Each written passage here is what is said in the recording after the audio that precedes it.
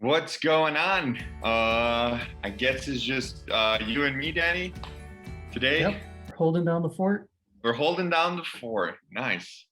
Some exciting world.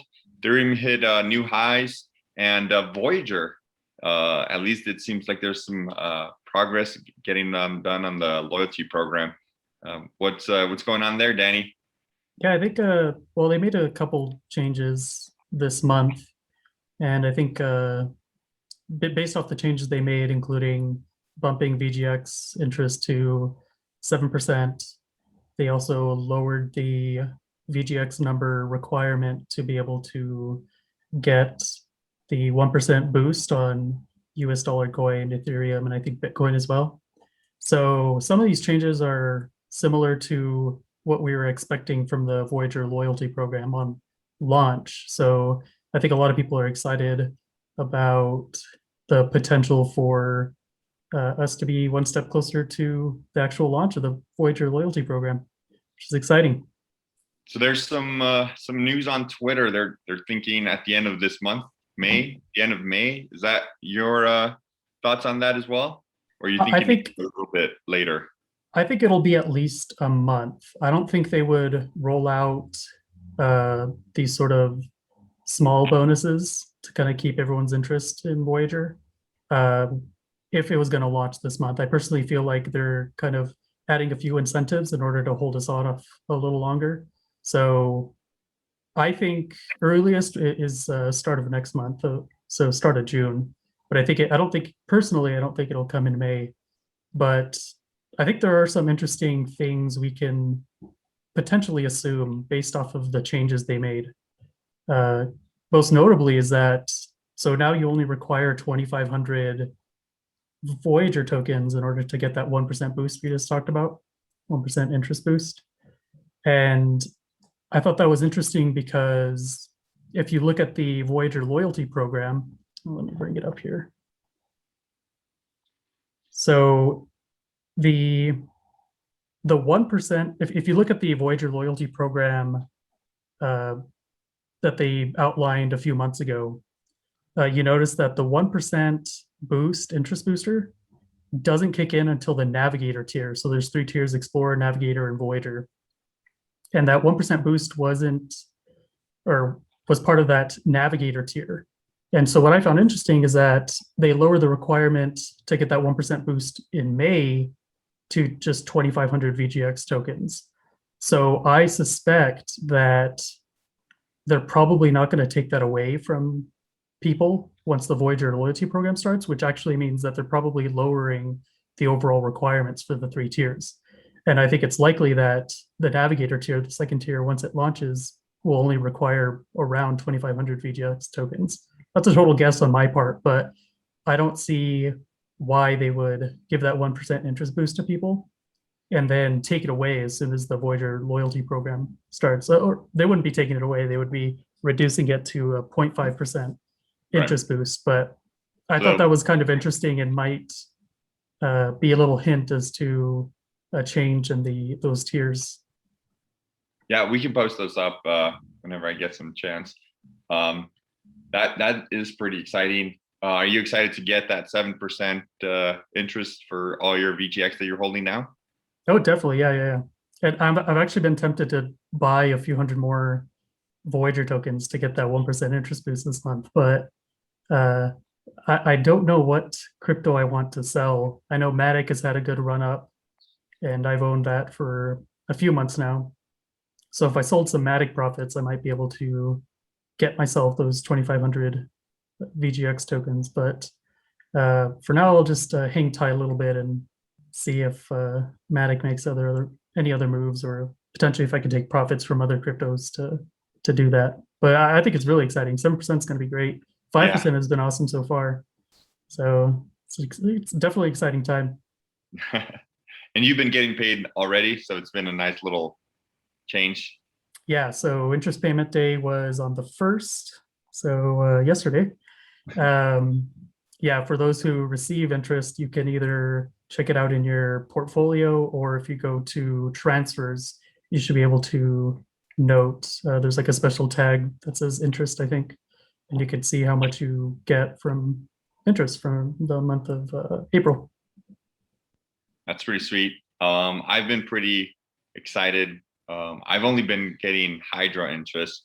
Haven't been able to get anything else lately, but and Hydra you get daily. So I just wake up every day and I check it out, and it's like $2 worth of Hydra in there. And I'm just super excited about that. It's not much, but it's just something that you wake up to and you're like, oh, I got $2 now. So I can only imagine, being able to get that for Voyager every month and just wake up at the first of the month and be like, oh, I got some more money there. Yeah. I that's the reason I really like using Celsius, because I have my portfolio split between Voyager, Celsius, and a couple other places, but Celsius actually pays out every Monday, so it makes Monday morning that much better for receiving those crypto payments. It's pretty great passive income. Slowly but surely, it'll. So you go make your coffee and then you go check on your payments real quick. Yeah, it's a reason to look forward to Mondays. That is really awesome. I need to also start looking. I don't know, like that's exactly what I do. I just open up KuCoin, and it's right now I have I'm looking to pretty much expand my Hydra gains and seeing some other stuff. I know Dot pays interest on KuCoin, and there's another few other ones I haven't really checked into, but I'm trying to sell and start funding my account that way for KuCoin. I only put $200 or maybe 180 whenever it was at $18 and you needed 10 Hydra, and now it's at like close to $500. So it's been a heck of a run for Hydra, and that just makes it that you get more just more coin out of it. So, or more value. Yeah. So it's been excited. So hopefully I can do that same thing with Voyager. I'm not there. I'm not at the 500 yet. I'm working my way. I think I'm at like 150, 160. So hopefully I get there. But it was easier to do that a couple weeks ago when it went down to like 280. Now it jumped back up to what is it, 460? I think 450 range. I don't know if it'll go back down. I wouldn't be surprised if it maybe dipped into like the mid $3 range, but I think it was a very unique circumstance that all of crypto kind of dipped. What was it, a couple week and a half ago? Yeah, and that crazy correction. Yeah, and that dipped Voyager down below 3. So I definitely made some buying there. Didn't have as much USD C or T to fund, unfortunately, but yeah, I've been slowly rolling profits here and there and buying VGX when I can. So I know me and Michael have talked about it. We own the stock. I think me, Michael, and Alex all own the stock. Alex, did you end up, Danny, did you end up picking up some stock? Fortunately not. So Schwab is what you use, right? Right. And so I tried to sign up. I guess it doesn't really work with my bank well, so I haven't tracked down why I can't deposit any fiat into my Schwab account. So I haven't purchased any stock, but I think I'm pretty comfortable just maybe only playing the token, especially since it has that 7% interest rate. I think long-term, if Voyager does do really well, the stock will probably perform better. But yeah, I think I'm fine just playing the crypto only game and stacking those interests. Yeah, that's definitely the way to go. I think it's like owning the stock, but it pays interest. So why not do that, right? Yeah, they'll probably perform slightly differently, as I said. I think it'll be curious to see what the stock does when if crypto ever takes a big dip again, how kind of the retail people who are potentially buying into the stock will, I guess, react to that and the company overall. Yeah, I've noticed two things for the stock is one, when you get bad news. So when we had the whole situation with accounts and fundings and taking things like 2-3 weeks to get either funded or remove money out of there, and then when crypto market in general just dips, the stock also dips. So those are things that I think are perfectly, okay with me. If it falls Yep. down, and yeah, Give you more opportunities to buy. yeah, absolutely. And that's what I did. I ended up not picking up a whole lot of shares, but during that down market, I picked up VGX and the stock. So I not a whole lot on the stock, probably like 10, but that's all I had. So it's not too bad. Yep, yep. Definitely finding myself being very fiat poor over these last few weeks. Just yeah, there's been so many opportune dips to jump in on, and then my recurring buys. It's just taking all my fiat, which is I think a good thing overall. Are you thinking of maybe trimming some positions and taking some fiat just for buying opportunities down the road, or are you just going to stick with your just swapping from one coin to another as you see opportunities? Yeah, right during the most recent dip where Bitcoin went to, I think it was like 47, 48,000. I think that's when I mentally decided I'll stop rolling profits immediately. So typically I'll take profits from one coin that has had a run up and immediately put it into another. But yeah, after that most recent dip, and I found myself with not necessarily what I consider uh, enough dry powder to throw in the market at that point. I was like, yeah, I think I'll uh, start waiting to buy a little more. So I have quite a bit of USDT on KuCoin, and I have some USDC on Voyager, kind of just waiting for, I guess, the next prime opportunity to buy different cryptos. Here's the thing, and so with the boost, it's up to 10% now if you have the boost, right? So on USDC you get 10%. If you get the boost, yeah. Yeah, if you get the boost, yeah, that is you're gonna have to find something that outperforms 10%. That is so like that's a lot, Like Yeah. why wouldn't you just leave it in USDC, right? Like I don't know. It's so you would have to think of something that is definitely going to be gaining 10% or more per month for you to be worth it, for you to Well, that's the annualized percentage rate, so 10% okay. over the year. But I think with cryptos, it's not too difficult to find something that'll do that well. But again, everyone's really kind of speculating as to when the next major correction will happen. So for now, I think it's still a frenzy. Everyone's still buying as much as they can, but eventually, yeah, there'll be a time where it'll be a no-brainer to maybe roll certain positions back, sell out of some of them, and just keep it in USDC, especially if you feel like you might need the funds soon for other things, not just crypto buying. Have you thought about a percentage of what you want to keep in USDC? 10%, 20%, 30%? And not specifically. So I have my preset sell targets for probably about a third of the cryptos that I own. And from those, I'll just stop reinvesting them immediately. Okay. And I'm pretty sure it won't build up to be more than about 5 to 8% of my total crypto portfolio. But it all depends on when the next, I guess, major correction happens. If we get another 20% correction, that's when I'll probably start using those funds to buy back into some positions. Are you looking for a specific percentage base, like margin of safety? Like, so if this, if the crypto goes down 30-40%, is that when you're thinking of buying that position? Or I just kind of wing it with buying especially, but yeah, if there was ever like a 20% correction again, I would probably put a portion of my the USDC or T that I've gathered and put it in. I probably won't put it all in at once, just in case if we continue to go down. Do you earn interest on KuCoin for USDT? You can lend it out short term. I think the shortest term you can do is 1 week. So it's like peer-to-peer lending, essentially. I don't ever do it. The KuCoin is not where I have most of my USDC. Most of it's actually in Voyager.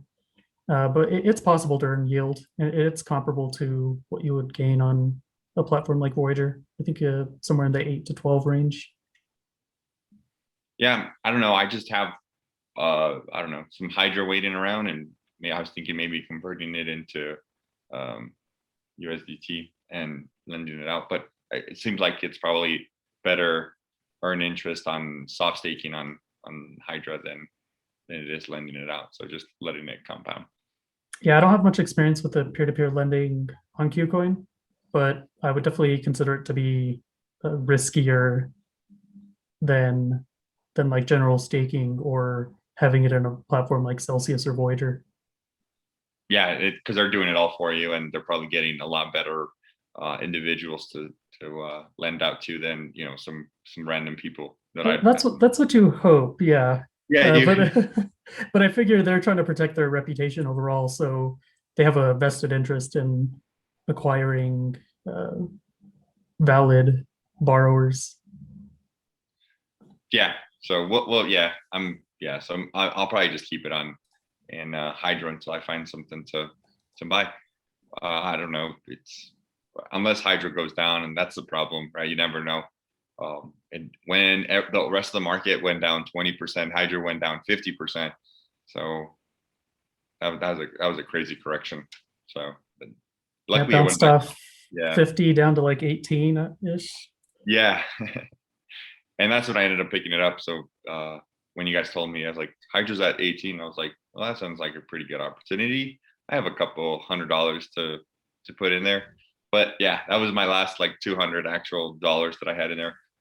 Besides, I've been just buying some other stock, but usually just stocks right now. Nothing good. Yeah. I couldn't say there's anything really good to be buying right now. So maybe right now would be the best time to start taking a little bit of profits and start building up your nest to invest down the road. Potentially. I think it depends on your goals long term. Personally, the reason I'm doing that is just because a lot of the coins I'm slowly selling now have either had really large run-ups or I've been holding them for several years. So it's I think feels like time for I've gotten used to what kind of like the price range is that those tokens are in right now, and I've bought in pretty low over the years for those. So it's easier to roll those profits out and then potentially wait for other buying opportunities. But it's only a small amount of my crypto portfolio that I plan to do that with. Most of it's just buy and hold. Yeah. So I know this is not something that we planned on talking about, but Ethereum had a crazy run up with a couple of all-time highs. And I know you've been a holder of Litecoin for a while. Do you think, Ethereum was, just had this crazy run up? Do you think Litecoin is next to, follow? I think Ethereum has much more utility than Litecoin. So something that I just didn't really care to understand more when I was buying crypto, I guess, earlier in my crypto journey. I just kind of bought one that seemed simple to follow and stuck with it. So I think a lot of people believe that Litecoin still has it in it to go up to about 1,000. So it's about a 4x from here. It's touched about the 330 range, which is when I took some profits. And of course, with the crypto dip, it dipped down to like probably about 220. I don't know about Litecoin. I think it'll be around a long time. It already has been around a long time, so I think it'll kind of continue to be there. But as far as crazy run-ups in price, Ethereum makes more sense for that, right. And Litecoin we'll just kind of see if it happens. Guess I'll keep my fingers crossed because up until recently that was one of my largest positions. Are you currently like adding to your Ethereum? I have the recurring buy for Ethereum, but very low. It's only probably about $20 a week that I put in. So yeah, it's something that I kind of ignored before and don't care to go heavy in it now, but I'll slowly buy it just because it seems like between that, ADA, and I guess maybe Polkadot, they're all kind of feeding into that same smart contracts ecosystem. And I think they'll all do pretty well short term or long term rather. So and what about some? yeah. Yeah, sorry. I know that was not something that we had planned on talking about today, but it was just something that was in the news this week that I thought I'd bring up with you, because I was just thinking, what made you pick Litecoin over Ethereum, in 2017, 2018 when you were first getting into crypto? Well, I bought both back then, but I think it was just a time commitment. I didn't care to invest a lot of time into crypto stuff, and I mostly saw it as a fun investment, not something that would turn out to be serious. So I just kind of latched onto Litecoin, probably mostly because the price was lower and it seemed to kind of go up and down with Bitcoin. So I just kind of chose that as my one project that I would dedicate a little bit of time to keeping track of. But yeah, it turns out it was not the best. It still did really well, considering I've been accumulating it for 4 years now. But definitely wasn't the best play, and would have been smarter to either dedicate a little more time to learning that Ethereum could be a better long-term play, or just maybe picking Ethereum. But we live and we learn. Yeah. Well, that's a lot better than what I did. I mean, I ended up buying Ethereum, and then when, like, I don't know, when it hit the highs in was it like 2019, I think? It was 2008. early 2018. Yeah, Probably. 2018. Yeah. I ended up selling, and that was definitely a mistake. And so I don't have a whole lot of Ethereum, but I'm very excited for it. And so hopefully, yeah, that was a huge mistake. I had, like, at the time I had picked up, I think, $500 worth of Ethereum. That would have definitely been worth a lot more today. I would need to go back and calculate that. Not as bad as the hot sauce situation with you, but Yeah. pretty bad. Yeah, I think I had like a change of philosophy with investing in cryptocurrency, mostly over the last about year, coming up on a year and a half, where I stopped considering it to be just like a fun hobby, and eventually it grew in value to where I had to kind of take it more seriously. But I think it was for the better. I've gotten a lot more involved in reading up on all the newest cryptos, what they're doing, what their roadmaps are, and kind of picking the cryptos that I think will do well long term. And so that's when I kind of started to get more serious about where the money's going, and actually putting in quite a bit more money. And it's paid off pretty well so far. But yeah, it takes a lot of time. I think that's what scares people away, is it's kind of difficult to understand, and there's a lot to keep up with, it seems, especially when all the prices of all the coins are going to the moon. So so yeah, it takes a lot of time, but it's paying off pretty well, this crypto run. Yeah, I think that's gonna do it for this week. I'm sorry I got you off topic. It was gonna be a short, little sweet video about the loyalty program, Voyager Loyalty Program, and we ended up getting into other things. And it's just the two of us this week, so hopefully we'll have the whole crew, or at least some of the crew, next week. But until next time, see you guys later. Have a good one.